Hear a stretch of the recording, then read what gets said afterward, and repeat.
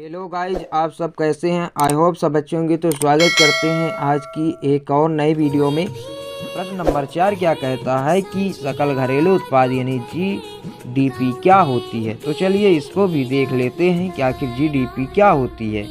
सकल घरेलू उत्पाद या कुल घरेलू उत्पाद, कंफ्यूज नहीं होइएगा, इसको ही कुल घरेलू उत्पाद कहते हैं, है ना। तो किसी देश की सीमा के अंदर एक वर्ष में जो उत्पादित समस्त वस्तुओं और सेवाओं का योग ही सकल घरेलू उत्पाद होता है। यहाँ पे सिंपल आप लोगों को क्या कहना है कि सकल घरेलू उत्पाद क्या होता है।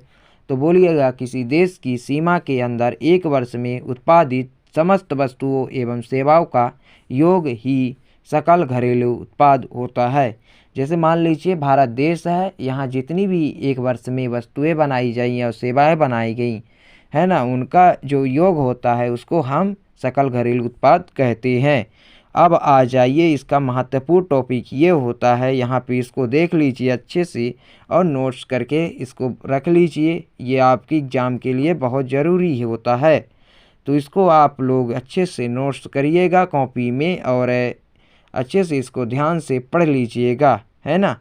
तो यहाँ पे महत्वपूर्ण बात क्या होती है, आइए देख लेते हैं। महत्वपूर्ण इसमें दूसरे देश की आय शामिल होती है। इसमें दूसरे देश की आय, यहाँ पे आय होगा, आय शामिल होती है।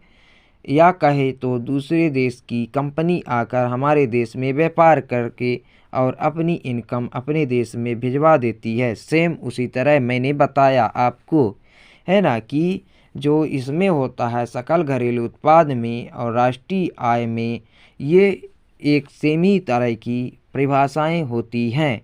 इसमें क्या बोल रहा है कि दूसरे देश की जो आय भी शामिल होती है इसमें, या अगर हम आप लोग कहें तो दूसरे देश की कंपनी आकर व्यापार करती हैं और यहाँ वस्तुएं बनाती हैं, यहाँ जो सेवाएं बनाती हैं और अपना इनकम अपने देश में ले जाती हैं, है ना। किसमें? सकल घरेलू उत्पाद में।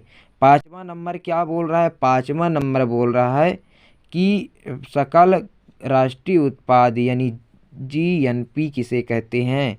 तो चलिए देख लेते हैं कि आखिर जीएनपी क्या होती है। जीएनपी क्या होती है?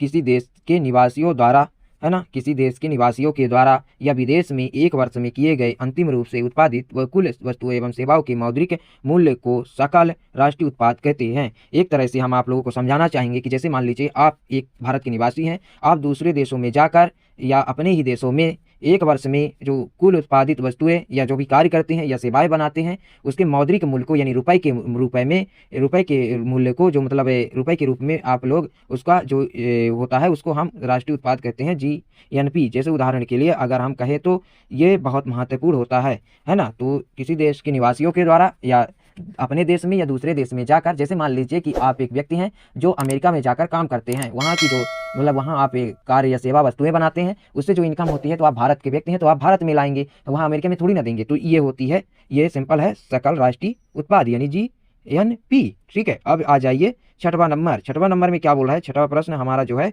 क्या बोल रहा है, चलिए इसको देख लेते हैं। क्या बोल रहा है कि शुद्ध राष्ट्रीय उत्पाद या एनपी क्या बोल रहा है, चलिए देख लेते हैं ये क्या होती है। शुद्ध राष्ट्रीय उत्पाद या एनपी क्या होती है? सकल घरेलू उत्पाद में से मूल्यह्रास में घटाने पर शुद्ध राष्ट्रीय उत्पाद प्राप्त हो जाती है। सेम ये छोटा शॉर्ट है, इसको थोड़ा समझ लीजिए कि आखिर ये क्या होती है।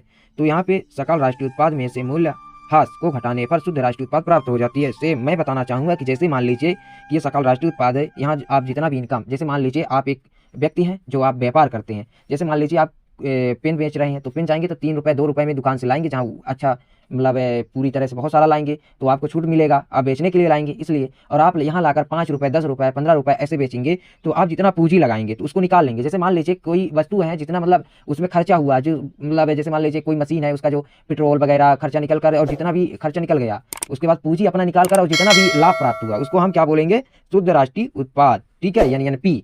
जैसे आप एक स्टूडेंट हैं, आप बुक या पेन जो भी कॉपी खरीदते हैं, आप जाते हैं तो 5 रुपये का पेन खरीदते हैं 10 रुपये का, और वो जो बेचने वाले होते हैं उसको कम में लेते हैं, लेकिन वो अधिक में बेचते हैं ताकि उनको लाभ मिल सके। वो अपना पूंजी निकाल लेंगे उसमें से, और जो पूंजी निकालने के बाद बचता है, जैसे मान लीजिए उदाहरण के लिए मैं 5 रुपये का वस्तु खरीदता हूँ और उसको लाकर 10 रुपये में बेचता हूँ, ठीक है, तो मुझे 5 रुपये मुनाफा मिल रहा है, यानी 5 रुपये मुझे लाभ हो रहा है। तो यही क्या होगा, शुद्ध राष्ट्रीय उत्पाद, है ना, सेम इसी तरह। अब इसके बाद आ जाइए इसको देख लेते हैं कि आखिर ये क्या होती है। तो आइए देखते हैं, शुद्ध घरेलू उत्पाद, है ना, शुद्ध घरेलू उत्पाद या NDP, ठीक है, इसे क्या कहते हैं भाई, आखिर ये क्या होती है। तो शुद्ध घरेलू उत्पाद आइए देख लेते हैं।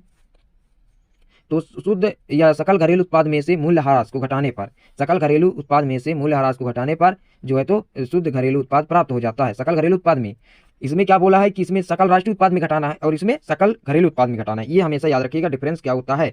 अगर ये दोनों चारों को याद करे रहेंगे, मतलब दो अगर अच्छे से दिमाग में बैठ गया तो दो बन जाएंगे, ठीक है। तो यहाँ पे क्या बोल रहा है कि जैसे सकल घरेलू उत्पाद में से मूल्यह्रास को घटाने पर, यानी मूल्यह्रास को घटाने पर शुद्ध घरेलू उत्पाद प्राप्त हो जाता है।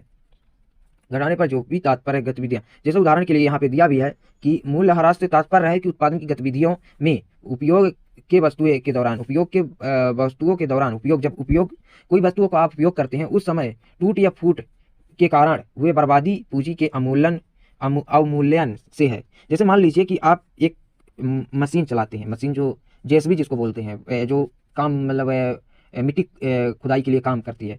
तो जैसे मान लीजिए उसको जब चलाते हैं और जब आप उस वस्तु को चलाते हैं उससे जो भी आपका टायर जो होता है वो उसमें वो हो गया, तो उसका सब को निकालने के बाद कि मेरा इतना नुकसान हुआ उसको निकाल दीजिए, और जितना भी फिर बचा कि इतना लाभ मुझे हुआ, तो वही होता है, क्या होता है, यही शुद्ध घरेलू उत्पाद एक तरह से कहा जाए। तो जैसे मान लीजिए कि वही है, सेम, बस थोड़ा सा डिफरेंस है आप लोग। चलिए ठीक है, अगर वीडियो अच्छा लगा हो तो लाइक कर दीजिएगा और चैनल को सब्सक्राइब कर लीजिएगा। आप सभी का बहुत बहुत धन्यवाद अपना कीमती समय देने के लिए, और मिलते हैं नेक्स्ट वीडियो में, तब तक के लिए टेक केयर।